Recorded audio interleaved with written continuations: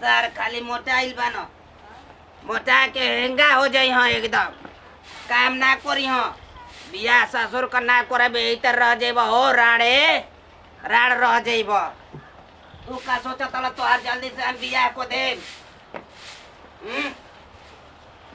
तरह ना रह ना हमारे नियन बुढ़ा जाइब हिले लगब हो सार सुता तला ये बेरा मार तरी 4 लात ना हग देना अब ना जगब हो आय कहो सर ए बेरले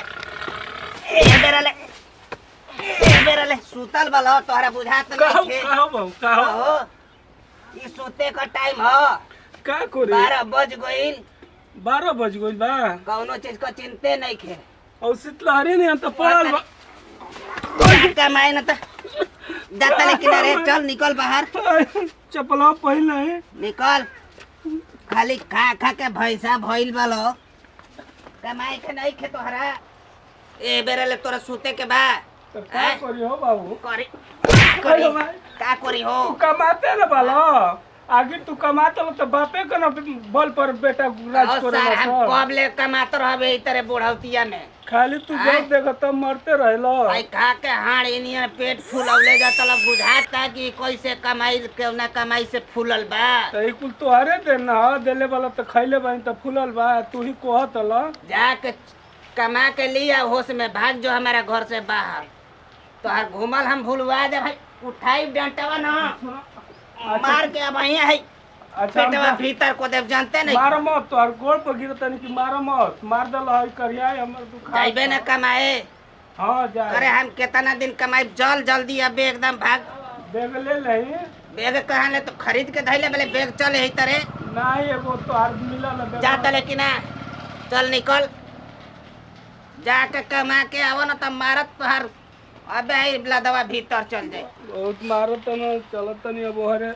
2-4-10 बरिस रहब कमाई धमाई हरे अपन रह ये मर बिलार जई हो जा आई मत ना कमा के अइब त समझ ल तोहरे यही तरह छोड़ देब ना राड़ रह जइब जानते नहीं खा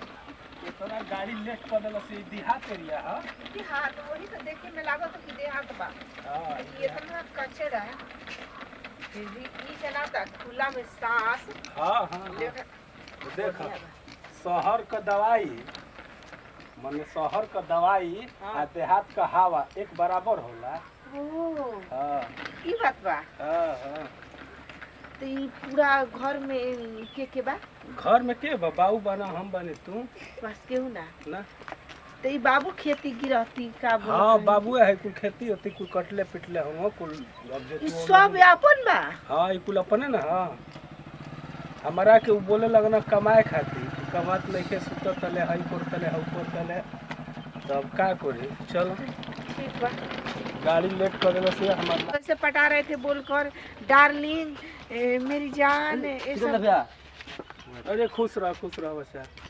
कहो हमार बाबू ठीक बा ना बाबू तो ठीक बना हाँ।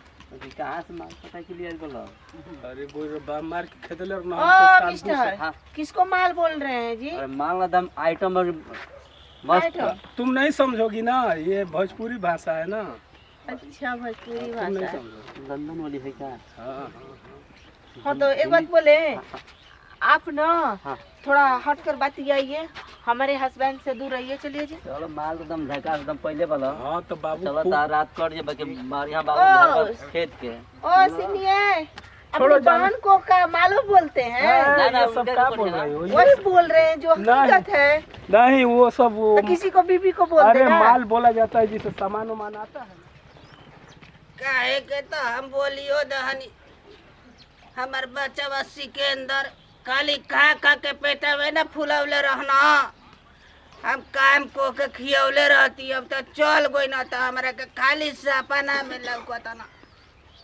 कि हरो लौकतो नहीं हम सोचिला कि दोपहरियो में के हरो ले लौक जाए तो खेताड़ियों में ले आवत भुलाइल भटकत तो हमरा के कुछ बुझाते नहीं क्योंकि अब का कोरी बुढ़ाउतिया में साथ छोड़ के भागल का रे।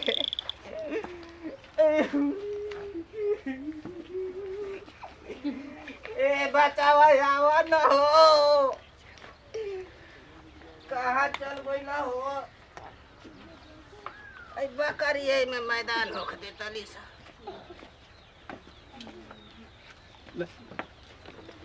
देखो सुनो, यही घर है।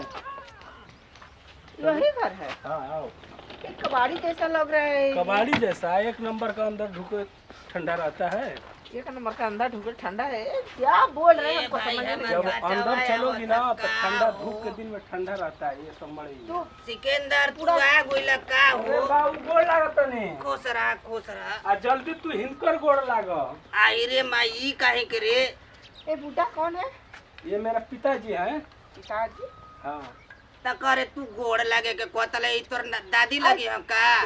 दादी ना है, हाँ। ये हम लोग लव मैरिज किए हैं। अरे सर तो ई को ह बियाह को के लेके आइल बानी हम लंदन वाली। बाबू तू अब भाई आदत सार मार वाली ना छोड़ल ना।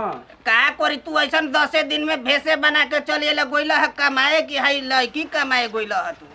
तो आखिर तू कहत रहा बार बार कि तोर बियाहवा ना करब बियाहवा ना करब, तो कोई नहीं है। तो देखो हयो किन्नी है तोहरा खातिर एगो बैग ले ले बानी, कुछ चश्मा उश्मा रखे समझ खातिर। में नहीं आ रहा है कि खड़े हैं हम, कुर्सी नहीं है तुम्हारा घर में? ए जी कुर्सी बा, 4 गो बांस गाड़ल बा, खाली वही पर तनी मचान बनावल बा। अच्छा, हाँ कुर्सी पर मचा। कुर्सी पर मचान नाही है, तरह 4 गो बांस खड़ा को के आहे करे में बांध के रसरी आहे करे बाद वही पर ओ बनल तो बा। ले चल ले आओ यहाँ पर। ले आवे वाला है कि जाके वही बसवे पर बैठे वाला है। ए बाबू आय हमर प्यास लागल बा, जा तनी पानी पिए। करे तू तो इज्जतिए कुल ले देहले रे। का इज्जत आई भइल बा? कुल टोला परोसा के ई कुल कोहतर नहसा पोतन बाबा लइकवा का बरतिया कहिया करैबा हो? आ तू कर तरला कि जिंदगी तोर बीच जे सरवा तोर बियाहे ना करब, त कमाए जाते ना रहले हता का करी? तो आखिर अब कमाए लगनी तो लिया देहनी कमा के। हम एके ना रखे दे घर में। सुना ए बाबू गोड़ पर तोहार गिरत है। बैठो जी, तुम यहीं पर बैठ। हम है हटै छी धर तनी। ओ बुढ़े गोड़ दबाओ, गोड़ दबाओ। आई रे माई हाई गोड़ दबावे के कोहतिया रे। अरे मौगा, अरे किसको बोल रहे हैं जी? अरे तोरा बुझात नहीं करे आई गोड़ दबावे के भाग गया कोहतिया। सब लोग। इसे कोई मतलब का नहीं। हो का कहती हो? अरे एकर गोड़ दबावत रहले का रे रोज रोज? ए आप दबाइए, वो तो रोज दबाई भी करते हैं। आई रे माई कैसन लेके चलिए ले? कहो बाबू, गोड़ कई किस्म का दबावल होला। और का भाषा दूसरा है, हिंदी चलेला। हाई हमारा से बुढ़ौती में गोड़ दबवाई। तो ये तन बूढ़े की लोग दबा अच्छी दो। सेवा करते हैं। तू दबा देव तो। मारा अरे बाबू दबाई सुना हो। सुना, नहीं नहीं सुना। दबाई हो। आय तू अरे सेवा करोगे तो मेवा मिलेगा। भाई हम तो और चपलवा सेवा को देव जानते नहीं खुआबे। बाबू सुना, तू बूढ़ हो गईला। अरे माई है ये नहीं के भाग सुना। भाग हमारा घर ले। बगेदा मत हमर बतिया सुना। सुना हमर बतिया पहले। का बोल? तू बूढ़ हो गईला, माई है ये नहीं के, तू एकर गोड़वा दबा दई तो हर गोड़वा दबा अच्छा देई। चल जाए दे लिया दे हले तब तो कौनो बात नहीं के लिया के चल राती को दबा दे हम जो चलो घर में जो चलो जी आओ लिया के ए तो इज्जत लेबे करे है अगनवा में। आओ। जा सा कल से